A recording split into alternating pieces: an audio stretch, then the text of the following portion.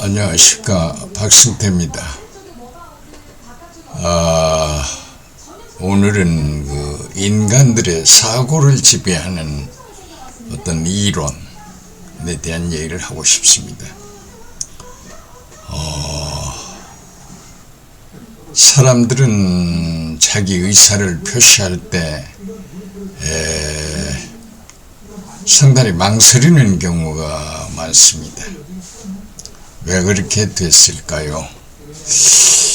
그러니까 인간의 역사를 보면 대략 한 20만 년 전에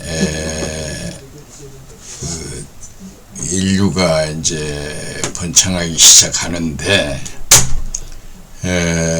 그 인류의 번창이 상당히 최근입니다. 그러다가 지금부터 한 5만 년 전에 인간의 그 어떤 두뇌가 폭발적으로 커집니다. 그러니까 그때서부터 생각이 엄청나게 달라집니다. 그래서 이제 인간은 지구에서 우점종으로 이제 살아남아서 이제 살아오는데 제일로 중요한 변화가 이제 농업 기술의 그 발달이라고 할까요? 이런 걸 이루게 됩니다. 그래서 이제 소위 유목 생활에서 떠돌이 생활에서 쉽게 말하면 안착을 하게 됩니다. 정착을 하게 되는데 그게 농경 문화의 시작이라고 봅니다. 그러니까 그 정착하는 데는 몇 가지 조건이 필요합니다. 첫째로 필요한 것이 이제 그 수자원, 물이 풍부해야 하는 것입니다. 그래서 인류의 역사가 발생한 곳을 보면, 인류의 문명이 발생한 곳을 보면 주로 그 지구상의 큰 강변입니다. 에집트 문화, 나일 강변, 그러니까 페르시아 문화, 바그다드 같은 그런 것은 이제 그쪽에 그 큰 강과 이제 문제가 되고, 인도 같으면 간지스강 그런 거죠. 중국 문화 하면은 이제 황화강 이런 거와 연관이 깊습니다. 그런데 이제 이 물과의 관계도 관계지만 정착이라고 하는 것은 항상 그 여러 가지 안정된 조건이 필요합니다. 그래서 이제 농사를 지려고 보면 토지가 이제 광활하고 기름지고 상당히 이제 토양이 비옥해야 됩니다. 이런 것을 이제 어느 정도 갖추어서 이제 농경 문화에서 농사를 지어서 그 농사진 어떤 생산품을 저장하면 이제 먹거리이기 때문에, 대부분 먹거리이기 때문에 저장합니다. 안전할 것 같아도 또 침략이라고 하는 방법이 이제 있어서 항상 외적으로부터 어떤 그 생산품을 많이 가지고 있다라고 보면 침략 행위가 일어납니다. 쉽게 말하면 이제 도둑질하는 집단이 생기는 겁니다. 그러면 이제 이런 것을 방지하기 위해서 이제 어떤 집단적 커뮤니티를 만들고 이제 안정된 경계를 항상 이루려고 합니다. 이제 그것이 부족 간의 어떤 결속도 될 수 있고 어떤 클러스터의 확대가 되기도 하며, 그게 이제 국가라는 개념으로 이제 발전될 수도 있고 여러 가지 형태가 있습니다. 이럴 때 인간이 어떤 결정을 해야 하는 사고는 굉장히 다양해지면서 상당히 복잡한 과정을 거칩니다. 오늘 사실은 국회에서 그 야당 이 대표의 체포 동의안에 대해서 국회의원들이 투표하는 과정을 보고 깜짝 놀랐습니다. 정말로 실망했습니다. 결과야 이제 부결이라고 하는 체포 동의를 부결했다, 이제 이런 거겠죠. 이제 투표가 이제 문제가 생겨서 한동안 오랫동안 이제 시끄러웠는데, 이제 국회의장의 어떤 결단으로 이제 찬성 139표 부결 반대죠. 이제 그 반대표가 이제 138표, 아슬아슬한 거죠. 무효표, 기권표 20표, 이렇게 통산 이루어지는 걸 보고 국회의원들 그 가슴 속에, 머릿속에 어떤 결정을 어떻게 하고 있나, 이걸 우리가 읽어볼 수가 있습니다. 우리나라의 정치사에서 과연 의사결정을 제대로 하는가, 떳떳한가 하는 거지요. 그런 것을 보면서 참 비참하구나 하는 느낌과, 그러니까 자기 의사를 찬성과 반대 명확하게 못하고 이제 기권까지는 뭐 인정을 합시다.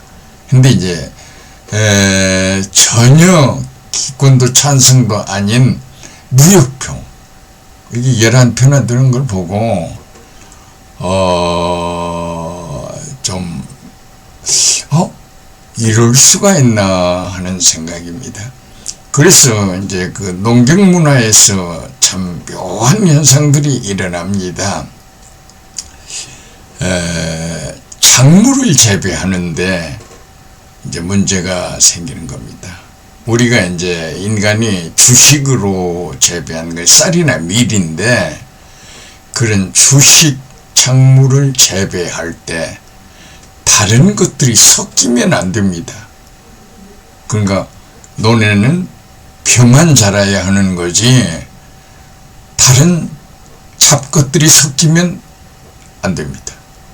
그러니까 항상 우리들이 머릿속에 여러 가지 작용하는 것이 있는데, 특히 그 종교를 한번 예를 들면, 종교는 다른 종교가 섞이면 안 되는 거지요. 그러니까 자연에서의 그 식물이 그 자라는 산림, 포레스트를 보면 그 산림의 균형은 여러 종류의 생물들이 밸런스를 이루는 것이 가장 안전한 건데, 경작에서는 그게 여러 생물들이 이게 되질 않습니다. 그러니까 인간들의 머리는 점점 경작을 하면서 외굴수로 빠지게 되는 거지요. 그리고 종교도 보면 나로 말미암지 않고는 천당에 갈 수가 없다, 뭐 이런 거의 표현이 이제 나오게 되는 겁니다. 그러니까 섞이면 안 됩니다. 이런 것이 이제 인간의 사고에 대단히 영향을 미치는 겁니다. 지금 우리나라의 그 정치 상황으로 보면 여러 가지가 어렵습니다. 왜 그런가? 우리는 강대국이 아닙니다. 약소국으로 미국과 중국의 눈치를 보고 외줄타기 역할을 해서 아슬아슬하게 유지를 해와야 합니다. 우리는 상당히 중국의 경제 의존도가 높습니다. 수출이기 때문에 원자재를 들여다가 이제 가공을 해서 수출을 하게 되는데, 중국의 입김이 상당히 셉니다. 그래가지고 우리가 조금만 자기들 비율장에 틀리면, 지난번에 과산화수소 문제 때도 이제 그렇습니다. 추럭에 넣는 과산화수소 때문에 상당히 곤욕을 치르고 경제가 곤두박질쳤습니다.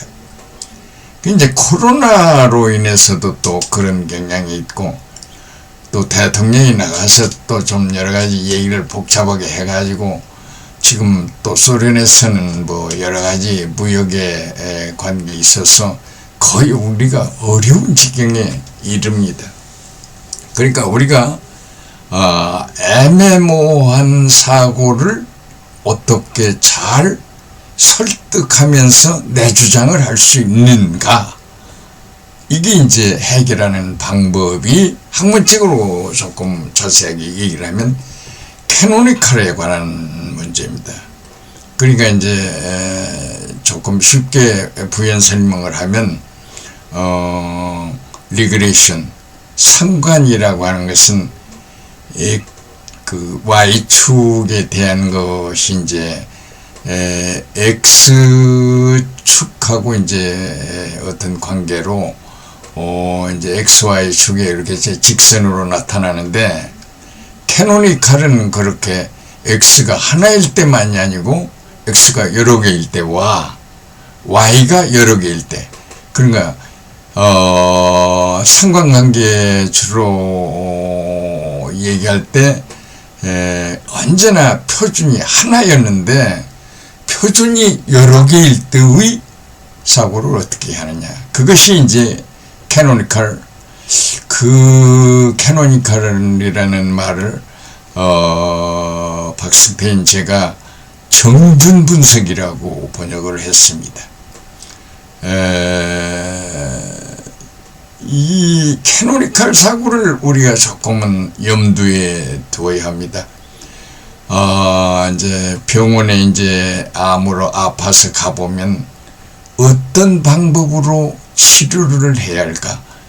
어떤 약을 쓰는 것이 가장 효과가 있을까?